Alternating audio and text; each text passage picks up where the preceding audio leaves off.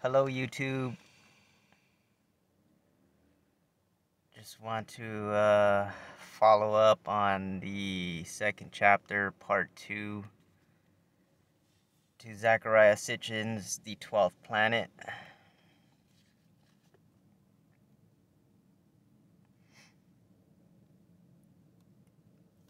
And for anybody who may have questions about what you're looking at, just leave your questions in the comments and we'll get to them. Picking up where we left off is, without these dictionaries from long ago, we would still be far from being able to read Sumerian. With their aid, a vast library and cultural treasure opened up. It also became clear that the Sumerian script, originally pictographic and carved in stone in vertical columns, was then turned horizontally and later on sterilized for wedged writing on soft clay tablets to become the cuneiform writing that was adopted by the Akkadians, Babylonians, Assyrians, and other nations of the ancient Near East. The decipherment of the Sumerian language and script, and the realization that the Sumerians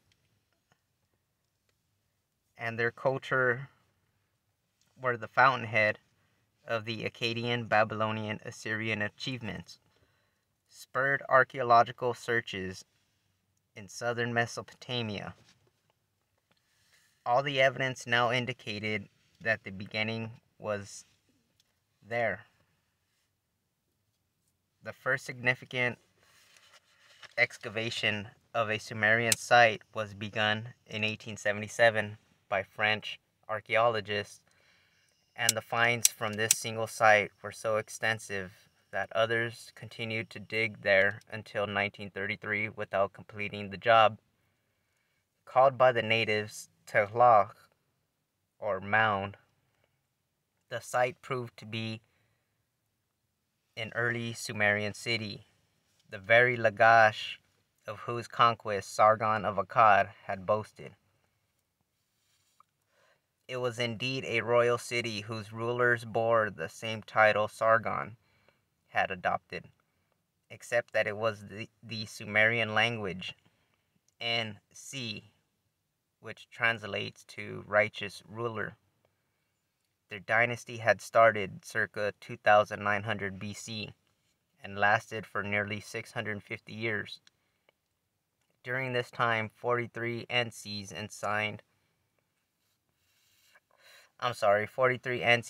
reigned without interruption in Lagash. Their names, genealogies, and lengths of rule were all neatly recorded. The inscriptions provided much information, appeals to the gods to cause the grain sprouts to grow for harvest, to cause the watered plant to yield grain, attest to the existence of agriculture and irrigation. A cup inscribed in honor of a goddess by the quote-unquote the overseer of the granary, that's spelled Granary, indicated that grains were stored, measured, and traded.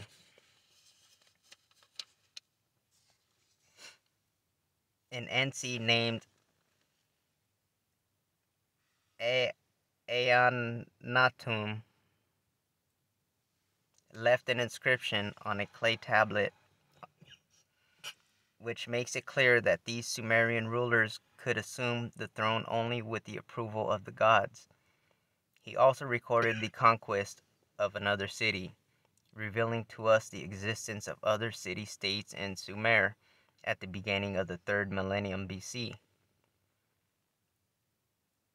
Aeonatum's successor, Antemena, wrote of building a temple and adorning it with gold and silver,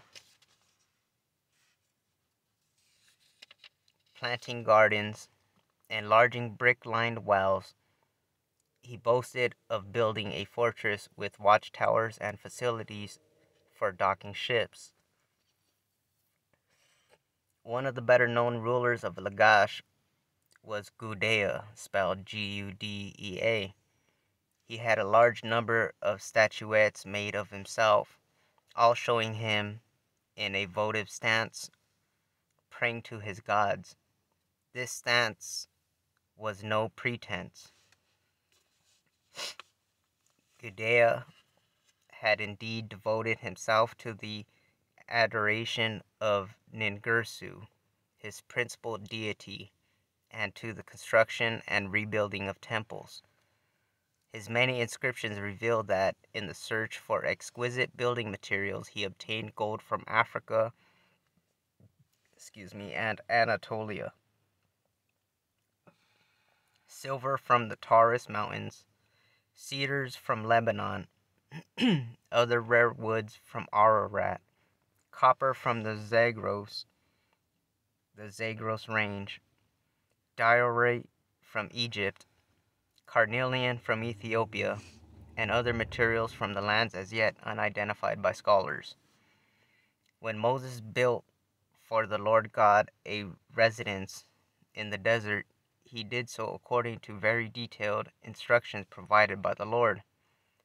When King Solomon built the first temple in Jerusalem, he did so after the Lord had given him wisdom. The prophet Ezekiel was shown very detailed plans for the second temple in a godly vision by a person who had the appearance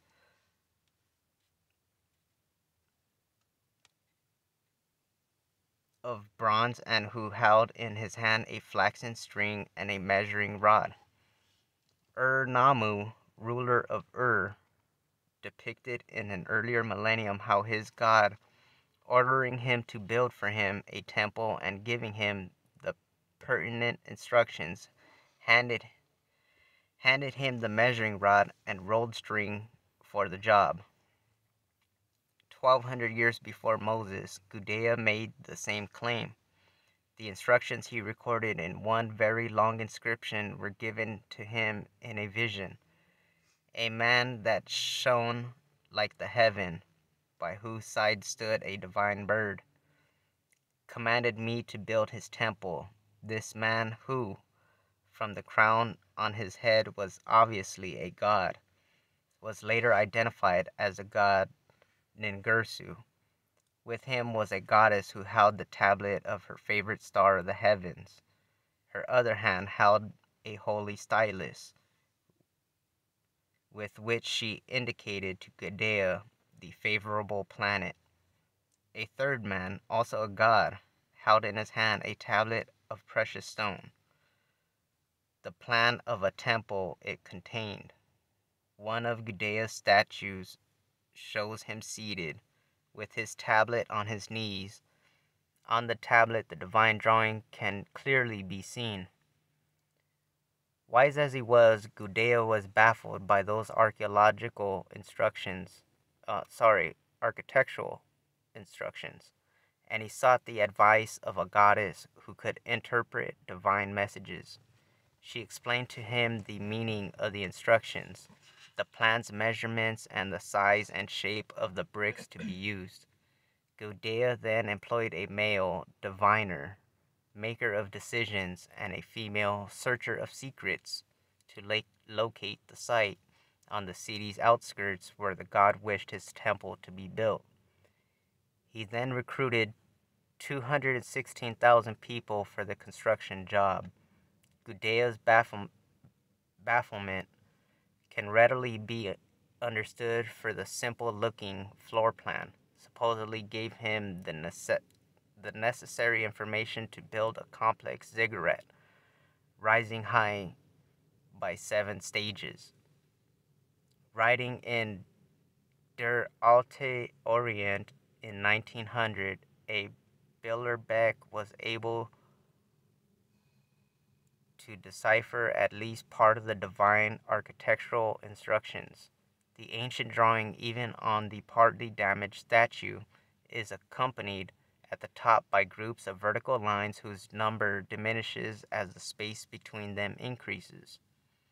The divine architects, it appears, were able to provide with a single floor plan accompanied by 7 varying scales the complete instructions for the construction of a 7-stage high-rise temple. It has been said that war spurs man to scientific and material breakthroughs.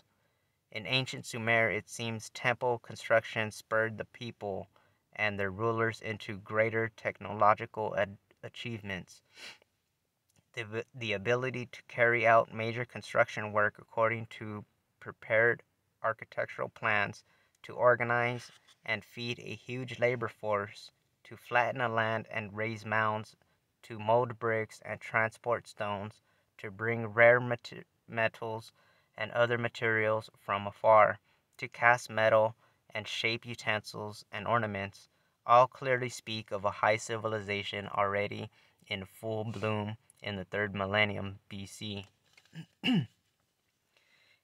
As masterful as even the earliest Sumerian temples were, they represented but the tip of the iceberg of the scope and richness of the material achievements of the first great civilization known to man.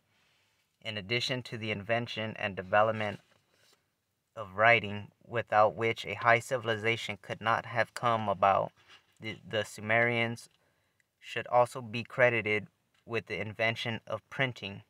Millennia before Johann Gutenberg invented printing by using movable type, Sumerian scribes used ready-made type of the various pictographic signs which they use as we now use rubber stamps to impress the desired sequence of signs in the wet clay. They also invented the forerunner of our rotary presses, the cylinder seal. Made of extremely hard stone, it was a small cylinder into which the message or design had been engraved in reverse. Whether the seal was rolled on the wet clay, the imprint created a positive impression on the clay. The seal also enabled one to assume the authenticity of documents. A new impression could be made at once to compare it with the old impression on the document. Many Sumerian and Mesopotamian written records concerned themselves not necessarily with the divine or spiritual, but with such daily tasks as recording crops, measuring fields, and calculating prices. Indeed, no high civilization would have been possible without a parallel advanced system of mathematics. The Sumerian system, called sexagesimal, combined a mundane 10 with a celestial 6 to obtain the base figure 60. This system is in some respects superior to our present one. In any case, it is unquestionably superior to later Greek and Roman systems. It enabled the Sumerians to divide into fractions and multiply into the millions, to calculate roots or raise numbers several powers. This was not only the first known mathematical system, but also one that gave us the place concept.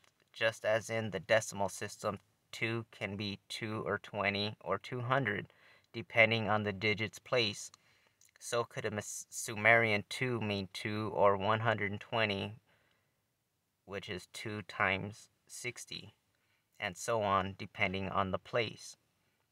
The 360-degree circle, the foot and its 12 inches, and the dozen as a unit are but a few examples of the vestiges of Sumerian mathematics still evident in our daily life. Their concomitant achievements in astronomy, the establishment of a calendar, and a similar mathematical celestial feats will receive much closer study in coming chapters. Just as our own economic and social system, our books, court and tax records, commercial contracts, marriage certificates, and so on depends on paper. Sumerian Mesopotamian life depended on clay. Temples, courts, and trading houses had their scribes ready with tablets of wet clay on which to inscribe decisions, agreements, letters, or calculate prices, wages, the area of a field, or the number of bricks required in a construction. Clay was also a crucial raw material for the manufacture of utensils for daily use and containers for storage and transportation of goods. It was also used to make bricks, another Sumerian first, which made possible the building of houses for the people, palaces for the kings, and imposing temples for the gods. The Sumerians are credited with two technological breakthroughs that made it possible to combine lightness with tensile strength for all clay products, reinforcing and firing. Modern architects have discovered that reinforced concrete, an extremely strong building material, can be created by pouring cement into molds containing iron rods. Long ago, the Sumerians gave their bricks great strength by mixing wet clay with chopped reeds or straw. They also knew that clay products could be given tensile strength and durability by firing them in a kiln. The world's first high-rise buildings and arteries, as well as durable ceramic wares, were made possible by these technological breakthroughs.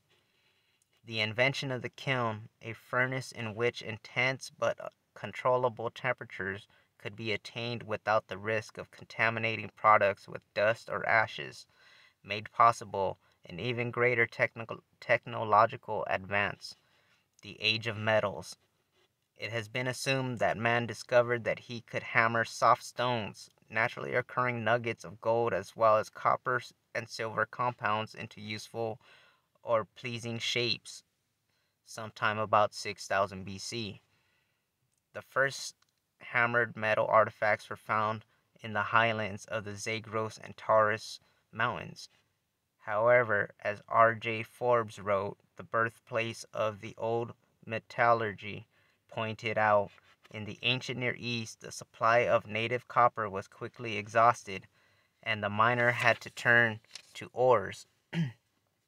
This required the knowledge and ability to find and extract the ores, crush them, and smelt and refine them, processes that could not have been carried out without kiln-type furnaces and a generally advanced technology. The art of metallurgy soon encompassed the ability to alloy copper with other metals, resulting in a castable, hard, but malleable metal we call bronze. The Bronze Age, our first metal, I'm sorry, people, metal, metallurgical age, was also a Mesopotamian contribution to modern civilization. Much of ancient commerce was devoted to the metals trade. It also formed the basis for the development in Mesopotamia of banking and the first money, the silver shekel. The many varieties of metals and alloys for which Sumerian and Akkadian names have been found, and the extensive technological terminology attest to the high level of metallurgy in ancient Mesopotamia. For a while this puzzled the scholars because Sumer, as such, was devoid of metal ores, yet metallurgy most definitely began there. The answer is energy. Smelting, refining, and alloying, as well as casting, could not have been done without ample supplies of fuels to fire the kilns, crucibles, and furnaces. Mesopotamia may have lacked ores, but it had fuels in abundance. So the ores were brought to the fuels, which explains many early inscriptions describing the bringing of metal ores from afar. The fuels that made Sumer technologically supreme were bitumens and asphalts, petroleum products that naturally seeped up to the surface in many places in Mesopotamia. R.J. Forbes wrote, "Bitumen and petroleum in antiquity shows that the surface deposits of Mesopotamia were the ancient world's prime source of fuels from the earliest times to the Roman era." His conclusion is that the technological use of these petroleum products began in Sumer circa 3500 BC. Indeed, he shows that the use and knowledge of the fuels and their properties were greater in Sumerian times than in later civilizations. So extensive was the Sumerian use of these petroleum products, not only as fuel but also as road building materials for waterproofing, caulking, painting, cementing, and molding, that when archaeolog I'm sorry, I want to have a real dry throat right now.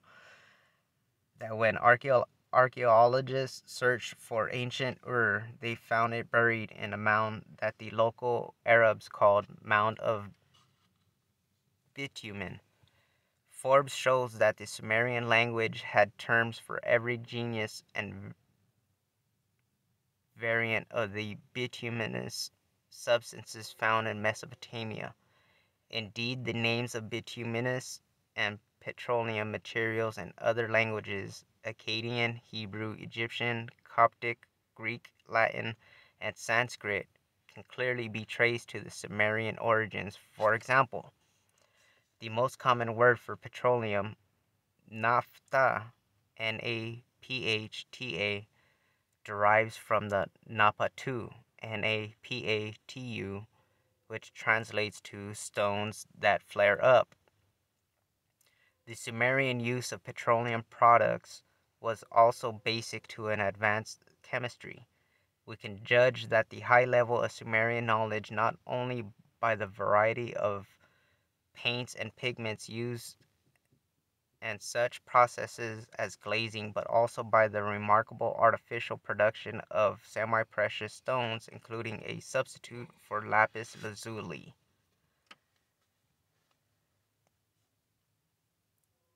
So we're going to go ahead and stop there for today. It seems that the Sumerians were definitely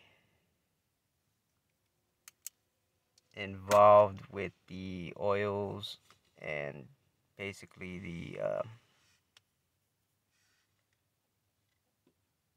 the crude resources that were used today back then, which is quite coincidental, if you may ask. But please join me tomorrow. Hopefully, I can finish reading the second chapter. I apologize for any errors I may have made. I do apologize for that. So, just please like, share, comment, subscribe, but most importantly, comment anything at all. Thank you, everyone. Have a good night.